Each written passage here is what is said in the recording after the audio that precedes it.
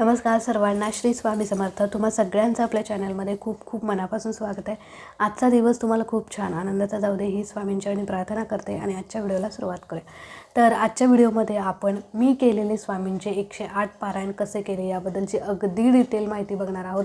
यापूर्वीही मी हा व्हिडिओ केला होता, पण बऱ्याच ताईंच्या परत त्याच कमेंट्स येत आहेत की ताई आम्हाला सगळं, मी त्या व्हिडिओमध्ये पण सगळं काही सांगितलं होतं, पण बरेच दिवस झाले तो व्हिडिओ करून तो काही जणांना सापडत नाही आहे.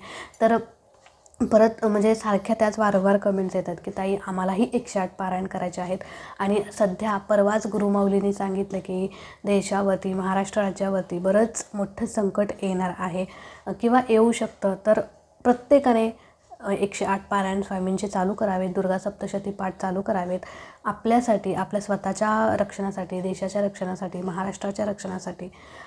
तर स्वामी समर्थ स्वरूप गुरुमाऊली यांच्या आदेशानुसार स्वामींचे 108 पारायण जो करतो, 100 पाठ जो करतो, तो त्याच्या आयुष्यातलं कुठलंही दुःख, मोठं संकट असो त्यातून तो तरतो, त्यातून बाहेर पडतो, त्याच्या आयुष्यातलं सगळं दुःख संपतं, त्याच्या आयुष्यात सगळं सुखच सुख येतं. लक्षात घ्या, कितीही गंभीर प्रश्न असू दे, कितीही गंभीर, जगाच्या पाठीवर असं वाटतं ना की या प्रश्नाचं तुम्हाला उत्तरच मिळणार नाही किंवा या संकटातून तुम्ही कधी बाहेरच पडणार नाही, त्या संकटातून तुम्ही बाहेर पडाल इतकी प्रभावी ताकद स्वामींच्या 108 पारायणमध्ये आहे.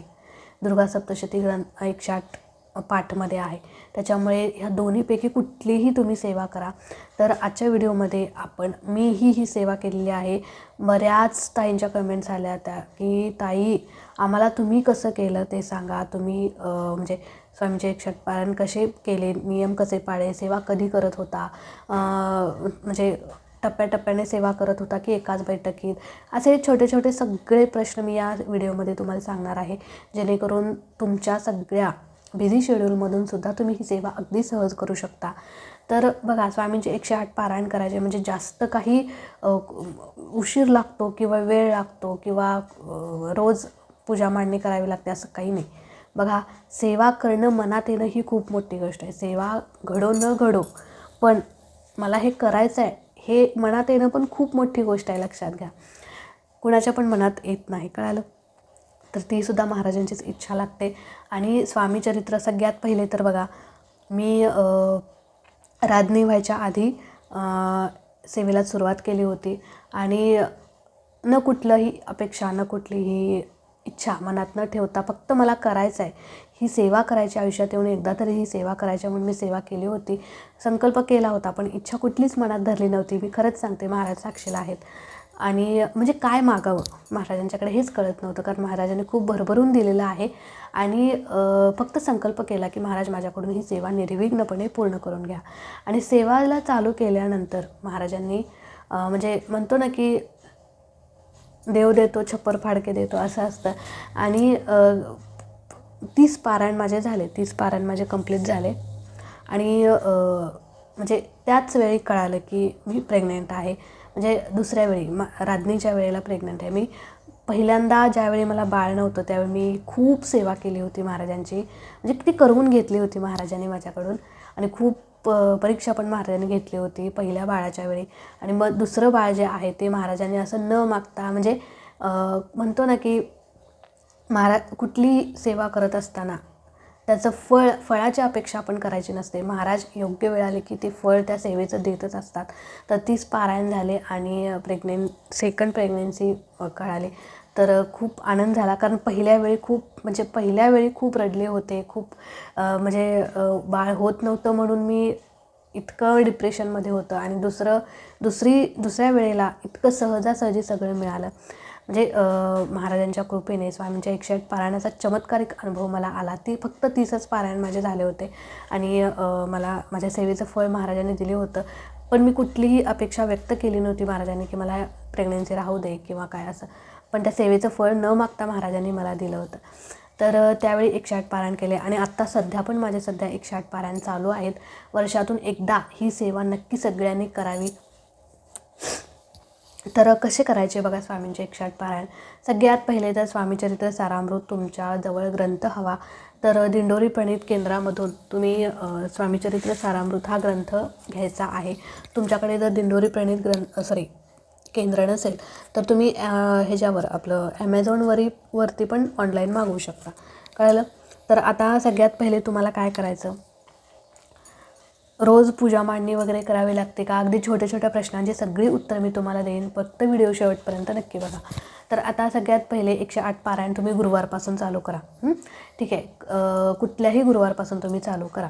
तर आता सगळ्यात पहिले आदल्या दिवशी तुम्हाला 108 पारायण चालू करण्यापूर्वी तुम्हाला स्वामींच्या केंद्रात जावं लागेल, मठात जावं लागेल. तिथे जाताना नारळ, खडीसाखर, अगरबत्ती, फुलं ह्या सगळ्या गोष्टी घेऊन जा आणि तिथे महाराजांच्या चरणांशी ते अर्पण करा आणि महाराजांना सांगा की महाराज, उद्यापासून मी तुमचे 108 पारायण चालू केलेले आहेत किंवा करणार आहे आणि ही सेवा माझ्याकडून निर्विघ्नपणे पूर्ण होऊ दे.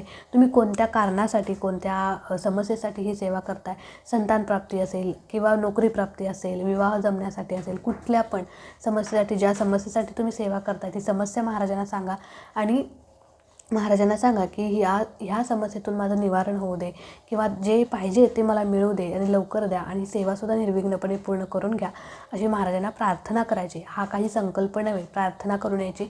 ते सगळे नारळ, खडीसाखर सगळं जे काही आहे ते महाराजांना तिथे म्हणजे महाराजांच्या पुढे अर्पण करायचं आणि तिथे बसायचं 5 मिनटं केंद्रात, मठात आणि घरी निघून यायचं. केंद्र मठ नसेल तर काय करायचं? केंद्र मठ नसेल तर तुम्ही नाही नारळ ठेवला तरी चालेल, तुमच्या घरातच तुम्ही महाराजांच्या समोर नारळ वगैरे ठेवला तरी चालेल, काही हरकत नाही. किंवा दत्त महाराजांचं मंदिर असेल ना तुमच्या गावात, तिथे तर तिथे पण तुम्ही ठेवू शकता, काही हरकत नाही बरं का. तर दत्त महाराजांचं मंदिर प्रत्येक गावात असतंच है ना, मग तिथे पण तुम्ही ठेवू शकता, काही हरकत नाही.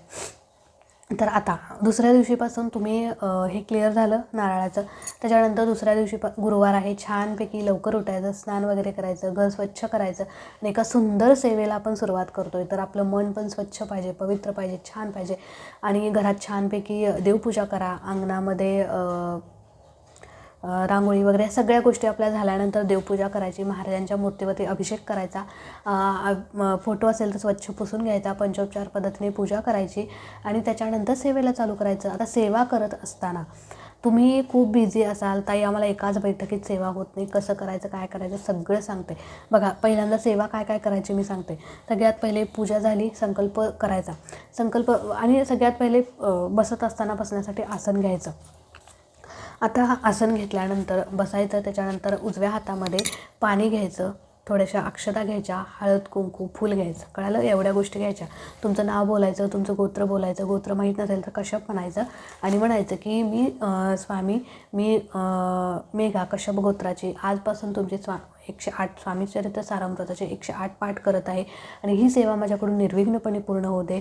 मला संतान प्राप्ती व्हावी किंवा मला नोकरी मिळावी यासाठी मी ही सेवा करत आहे. तुमचे जे पण काही कारण असेल ते बोलायचं आणि ते फळ मला, जे काही इच्छित फळ आहे ते मला लवकर मिळू दे असं महाराजांना बोलायचं आणि संकल्प खाली सोडायचा. म्हणजे ते पाणी जे आहे आपण संकल्पाचं ते पाणी खाली टिशूमध्ये सोडायचं, ते झाडाला पाणी घालायचं.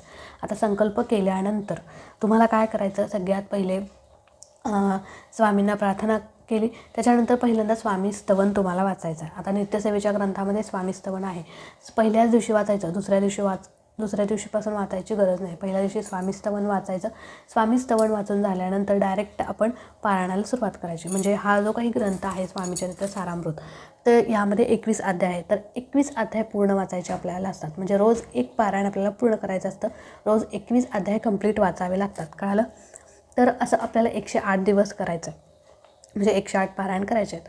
तर स्वामी स्तवन वाचून झाल्यानंतर तुम्ही एक जपमाळ स्वामींची करू शकता. श्री स्वामी समर्थ, श्री स्वामी समर्थ एक माळ करायची. त्याच्यानंतर एक पारायण करायचं, म्हणजे हा ग्रंथ पूर्ण वाचायचा. यातले सगळे 21 अध्याय तुम्ही वाचायचे आहेत. त्याच्यानंतर तुम्ही तारक मंत्र एक वेळेस म्हणायचा आहे आणि परत एकदा स्वामींची एक माळ जप करायचे. कळालं?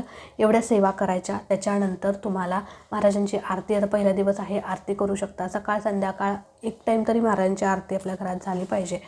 तर आरती करू शकता. त्रिकाळ आरती, कुठलीही आरती तुम्ही, 3 आरत्या आहेत तर तिन्हीपैकी कुठलीही आरती तुम्ही करायची आहे. महाराजांना छानपैकी गोडाचा नैवेद्य दाखवायचा आहे. तुम्ही कुठलाही नैवेद्य दाखवा, म्हणजे खडीसाखर ही दाखवू शकता. असं काही नाही की छानच काही बनवलं पाहिजे असं वगैरे काही नाही. खडीसाखरेचा पण तुम्ही नैवेद्य महाराजांना दाखवू शकता.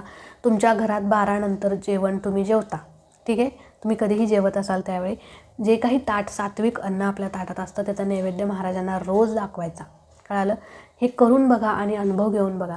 रोज सकाळ जमलं नाही ना संध्याकाळी दाखवा, संध्याकाळी जमत नाही ना सकाळ दाखवा, पण रोज एक टाईम तरी महाराजांना नैवेद्य दाखवायचा आणि अशा प्रकारे आपण रोज एक पारायण पूर्ण करायचं. आणि या सोबतच आपली नित्यसेवासुद्धा चुकवायची नाही आहे. नित्यसेवा आधी करू शकता, ही सेवा नंतर करू शकता, किंवा ही सेवा आधी करू शकता, नित्यसेवा नंतर करू शकता. कळालं? नित्यसेवा म्हणजे काय, तर रोज 3 अध्याय ह्यातलेच म्हणजे स्वामीचरित्रामधीलच 3 अध्याय आणि रोज तुम्हाला वाचायचे आहे. तारक मंत्र 11 माळी हे करायचेच आहेत. 11 माळी नाही जमलं तर 1 माळ तरी करायचीच आहे.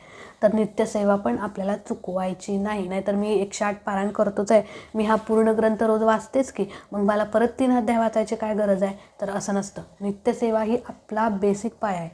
ही संकल्पयुक्त सेवा आहे आपली. नित्यसेवा आपलं रोजचं काम आहे, त्याच्यामुळे रोज नित्यसेवा ही झालीच पाहिजे. कळालं? तर आता ही सेवा झाली. रोज अशी तुम्हाला सेवा करायची, रोज देवपूजा करायची छानपैकी, महाराजांची पूजा करायची. त्याच्यानंतर स्वामीस्तवन रोज वाचायची गरज नाही, डायरेक्ट एक जपमाळ करायची, एक पारायण करायचं, तारक मंत्र म्हणायचा आणि नैवेद्य वगैरे दाखवून एवढं एक आपलं सेवा करायची. बसण्यासाठी आसन घ्यायचं, खाली जमिनीवर डायरेक्ट बसायचं नाही. कळालं? आता त्याच्यानंतर असे 108 दिवस तुम्हाला हे पारायण करायचं आहे. पारायण करत असताना नियम कुठले कुठले पाळायचे बघा. 108 दिवस तुम्ही मांसाहार कडकडीत वर्ज करायचा आहे. बघा तुम्हाला ताई, आता आमच्या घरात नॉनव्हेज आणतात, खातात, किंवा आमची मेस आहे, मग मेसमध्ये आणलं जातं, मग तिथे हात लागतो, असं काहीतरी तुमचं सगळं असतं. घरात आणतात, खातात, मग आम्ही करून दिलं तर चालतं का? तर हो, तुम्ही करून द्या. करून देण्याबद्दल काही नाही. आपण दुसऱ्याचा तळतळाट घेऊ शकत नाही, कारण आपण सेवा करतोय त्यानं पण खायचं नाही असं काही नाही. त्याला खाऊ दे, करू दे, घरातले खाऊ देत, काही करू देत, पण तुम्ही 108 दिवस अजिबात नॉनव्हेज खायचं नाही किंवा मांसाहार कडकडीत वर्ज. एखाद दिवस तुम्हाला करून त्यांना द्यावं लागलं तर तुम्ही आधी सेवा करून घ्या आणि मग तिकडे काही असेल तर तुम्ही करा. नाहीतर तिथे केलं आहे सगळं, हात वगैरे तुमचा लागला आहे आणि परत तुम्ही सेवेला आलाय, तर असं करू नका प्लीज. कारण हा खूप पवित्र ग्रंथ आहे. महाराज, साक्षात महाराज यामध्ये वसलेले आहेत आणि जेवढं आपण जास्त हा ग्रंथ वाचू तेवढ्या आपण महाराजांच्या जवळ जात असतो, लक्षात घ्या. म्हणून मांसाहार तुम्ही केला आहे आणि म्हणजे करून दिला आहे, तिथं आपल्याला हात लागलेलाच असतो आणि परत हात वगैरे पाय स्वच्छ धुवून काय उपयोग नाही त्याचा, आणि इथे येऊन बसला आहे तर काय नाही. फक्त मग आधी सकाळी काय करा, आता आपल्याला माहीत असतं की आपल्या घरात कधी मांसाहार आणणार आहेत, तर त्या दिवशी काय करायचं, सकाळी लवकर उठायचं, आपली सेवा वगैरे जी काय आहे ते करून घ्यायची, पटकन देवपूजा करून घ्यायची आणि मग तुम्ही काहीही करू शकता. दुसऱ्या दिवशी डोक्यावरून छानपैकी आंघोळ करायची आणि आपलं आहे अशी सेवा करायची. कळालं? आता मांसाहार झाला, मांसाहार कडकडीत वर्ज. त्याच्यानंतर तुम्हाला ब्रह्मचर्या पाळायची गरज नाही, कारण एखाद्या वेळेस आपण संतान प्राप्तीसाठी ही सेवा करतोच आणि ज्या दिवशी ब्रह्मचर्या विलंघन होईल त्यावेळी डोक्यावर आंघोळ करायची आणि मग सेवेला चालू करायचं.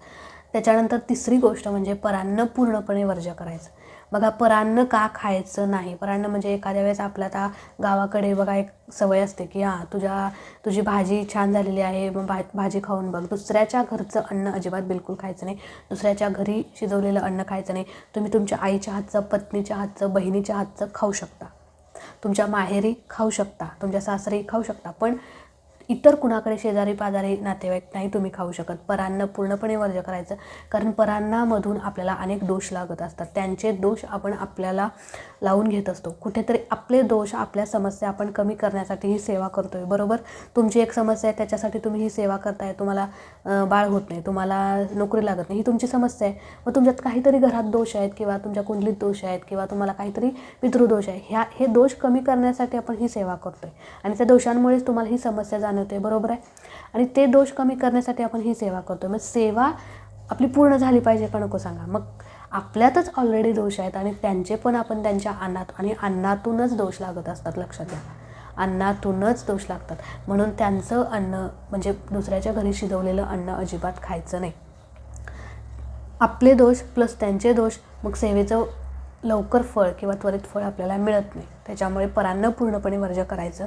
थोडंसं विषयांतर झालं, पण हे सांगणं खूप गरजेचं होतं की का खायचं नाही. मग तुम्ही आता समजा एखाद्या वेळेस ताई आम्ही बाहेर गेलो आहे किंवा मग बघा, तुमचे स्वतःच्या हक्काचे पैसे देऊन तुम्ही खाऊ शकता. म्हणजे आता तुम्ही एखाद्या वेळेस बाहेर जॉबला आहात, मग तुम्हाला मेसचं खावं लागतं, तर तुम्ही स्वतःचे पैसे देऊन खाऊ शकता. हॉटेलमध्ये एखाद्या वेळेस तुम्ही स्वतःचे पैसे देऊन खाऊ शकता, पण दुसऱ्याच्या पैशाने काही खायचं नाही.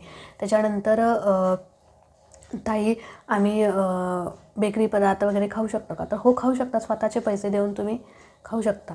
तर आता हे झालं पराठ. आणि आता हां, तुम्ही एखाद्या लग्नाला गेला आहे किंवा पार्टीला गेला आहे किंवा कुठेही गेला आहे, तिथे नाईलाज असतो तुम्हाला खायला लागलं, तर तुम्ही काय करायचं, 3 वेळा गायत्री मंत्र बोलायचा आणि त्याच्यानंतर तुम्ही हे ते अन्न ग्रहण करू शकता. कळालं? तर अशा प्रकारे हा एक नियम पाळायचा. आणि हा सगळ्यात मोठा नियम आहे, सगळ्यात मोठा. म्हणजे परांना खूप मोठा दोष आहे, लक्षात आहे, खूप मोठा. त्याच्यामुळे आपली सेवा लवकर फलित होत नाही, लवकर फळ मिळत नाही. म्हणून ही चूक 100% लोकं करतातच, की सेवा पण चालू असते आणि लोकांच्या घरी जाऊन खातात पण. मग त्याच्यामुळे कुठेतरी दोष आपल्याला लागतात. त्याच्यामुळे परान्न टाळा. त्याच्यानंतर आपली सेवा आपल्याच घरात पूर्ण करायची. कळालं?